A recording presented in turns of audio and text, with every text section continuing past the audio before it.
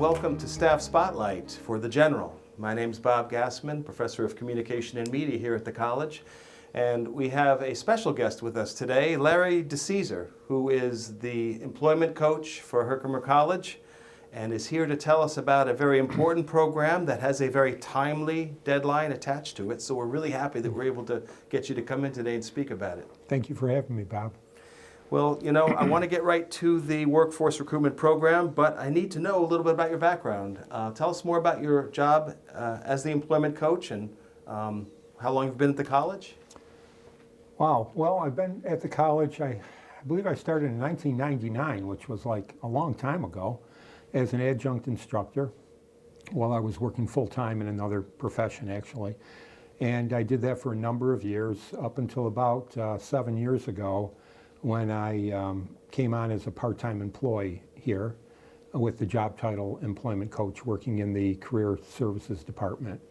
And I worked with another employment coach and my supervisor, Suzanne Paddock.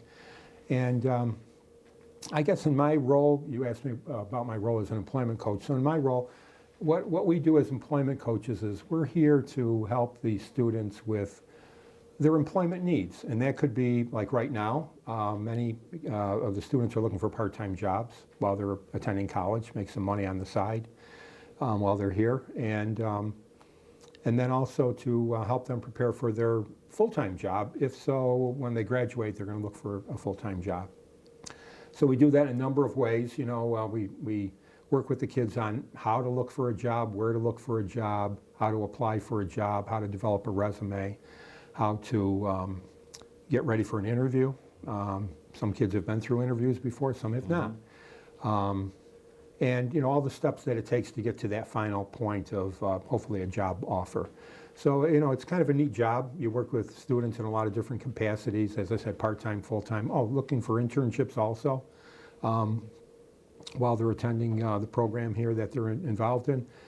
So we can be a good resource for them for all of these areas, really. It sounds like you've got a pretty good idea of the kind of a student that comes through Herkimer College and what their employment needs are. So tell us about this special program that you are working with, the Workforce Recruitment Program. Tell us about that. Well, the Workforce Recruitment Program, I believe, really sounds like a great opportunity for a certain group of students. First of all, we became involved in this program in 2020 very minimally. It was our first year on board. We actually did not have anybody apply for the program that year because we really didn't promote it all that much. We were learning about it ourselves. And then last couple of years, we really got more involved in it. So as a matter of fact, last year we had 3 students actually 4 students apply, 3 went through the whole application process, 4 registered, 3 went through the whole application process. And we thought that was quite successful. And this year, our number that I'm working with, right now I don't have anybody actually through the whole process yet, but we still have time. I believe I have 7 students working on it right now. Now, what is the Workforce Recruitment Program? This program is run by the federal government. The Department of Defense and the U.S. Department of Labor are the 2 main departments that are involved in the program. And I believe what the federal government's purpose is here is to be able to recruit students for their ranks, their federal job opportunities that they have, which could be anywhere in the country and any kind of different federal agency that these are good available. jobs, as I understand. Yeah, yeah, they could be for certain students. And it's to bring students together with the federal government and students from select colleges and students with the federal government, become more familiar with the federal government, because you know this agency is so huge, right? That sometimes I don't even understand it. But and you can imagine if you're a student, you know, new to the workforce, it's very overwhelming for you. But to bring these 2 areas together, students, the college, and different agencies of the federal government, to, down the road, meet the hiring needs of the federal government. And the way this is done is through this Workforce Recruitment Program. Basically, what the program does, it's a way to bring students with disabilities into the employment process of the federal government. It actually functions in one way as a pipeline for different agencies of the federal government to move people into jobs that they will have into the future. And it's to break down barriers that very often some folks with disabilities might experience as they try to enter the workforce. And as people who are working in the workforce already may have, I'll say, barriers, and maybe in working with people with disabilities, you know, to bring these two groups together to make it function a lot more smoothly. Sure.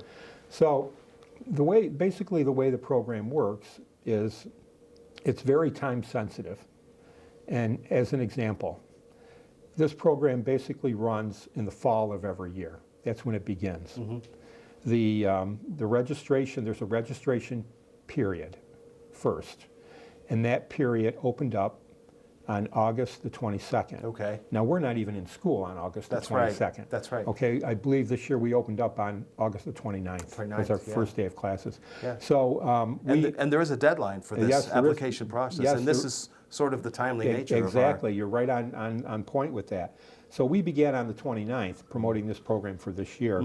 The deadline for the registration, which is the first step, as I said, in the process, is coming up. It's October 13th. Now, today's October 5th. Yes. So we've got, you know, a little bit more than, a week to get people registered in the program, which is a very easy process.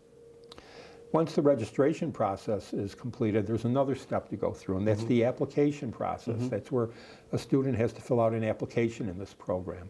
Again, not a major process, but needs to be done in a timely manner. Of course. That deadline is approaching. That deadline is October 16th. So we've got a little bit more time to do that. So our goal right now is to get the word out, which your program hopefully is going to help us do today. Get students who are interested registered for it, and then help them fill out the application for this program. Well, what is that initial step like for the student who comes in and says, hey, I think I might be interested in this? What does that involve? Well, my first goal with a student who does just that is to just try to explain the program to them. Very often I'll say, let's see if you meet the qualifications first. You need to tell me if you think you meet these qualifications. And I go through the basic qualifications with them. And then if that student says, without being very specific about it at all, I take their word for whatever it is they're answering my question to.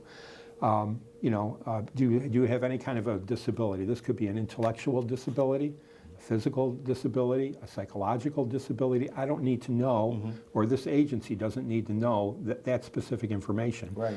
They just need to know are you a person who has one of these disabilities? If the answer to that question is yes, we can begin the registration process. But before I begin the registration process, I actually go through and tell them all the steps of the program so they know what's in front of them. There is a little bit of work to this, and what the end-all result for them is. And let me tell you what that end-all result could be for them right now, because that's really the goal of this, is once you get registered, once you fill out the application, you actually become eligible for an interview with a federal recruiter. What a great opportunity for somebody, fantastic. Right? Last year, these were telephone interviews, because remember, we were in the midst of COVID or coming off of COVID. I don't know how they'll be done this year. But it's an interview with a federal recruiter where you get to talk to a federal recruiter about agencies, federal agencies, how it's like to work for a federal agency. The federal recruiter will look at this person's resume, which is part of the application process, and will kind of review that resume with that student, with that candidate. From the eyes of a federal recruiter now. Right. Now, not from my eyes as an employment coach, Right. which are a little different than a federal recruiter's. And he can give that student, or she can give that student, some ideas on how they can enhance their resume if it needs to be enhanced, even more for a federal job. You know, what types of things do other federal recruiters or hiring people want to see in your resume as a student if you're looking for a federal job? But that's not even the end result. That is a great goal of the program right there. But the final goal, hopefully for some students, is to land a job someday in the federal government or an internship. Right. Now what happens is once you go through this process, once you register, apply, have the interview, your name gets entered into a database and it stays in that database for the whole upcoming calendar year. So in other words, anybody who registers and applies and is interviewed this fall with us, through us, their name will become part of a federal database for all of next year, from January to December. So any agencies who are looking for a particular person to meet a particular need in their agency may go to this database and may see, Bob Gassman, let's take a look at his application. Oh, looks like it meets some of our requirements. Let's call him up and see if he's interested. So you could get a phone call about an internship or a job from a federal agency because your application is on file in this database. If a student were a freshman this year and wanted to remain eligible in a subsequent year, would they have to reapply? Yes. Okay. The process lasts for this year into next year. Once you start to come to next fall, you need to reapply again. Although you've been through it once, it's going to be a lot even simpler this time. But it does last for 1 year. But during that first year, an internship opportunity may come up. And I can't tell you how many students come to our office saying, "You have any idea where I can do my internship? You know, I'm in this major. What organizations are looking for interns?" And we try to help them with that. So during your first year, this could work out for an internship for you. During your second year, after your second year when you graduate, could turn out for a job for you. That's fantastic. Yeah. And so students who are currently enrolled in college are eligible? Yes. But I think the requirements also allow people who have graduated very recently also to apply? Yes. And I don't have that date in front of me right now. I believe it's April 2020. You have to graduate after April 2020. Primarily for students who are currently enrolled full-time. Some part-time eligibility does exist. We need to look at what you're doing part-time and give some evidence in certain ways that that is appropriate for you still to be qualified. But you can be a recent grad too. You're correct. Excellent. Yeah. Excellent. Is there anything else that a potential applicant would need to know? Obviously, timeliness is the most important thing, that the process needs to be made prior to, or maybe as late as October 13th. Yeah, October 13th is that first deadline coming up. Let me tell you some of the things that make up the application. I think sometimes when we hear the word, "Oh, I've got to fill out this application," you think it's this lengthy thing, and it's not in this particular case. The registration is first, which I did one yesterday with a student here. It took us like 5 minutes.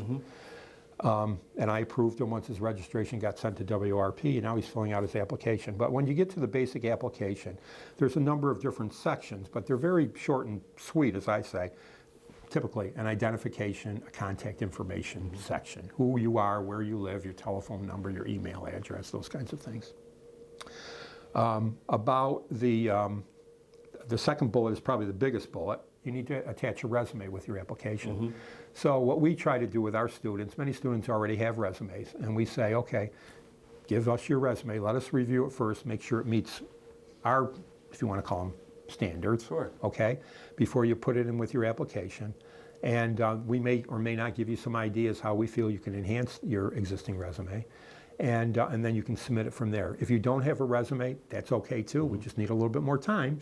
We can help you develop a resume for you to become part of this application with. So a resume needs to be developed.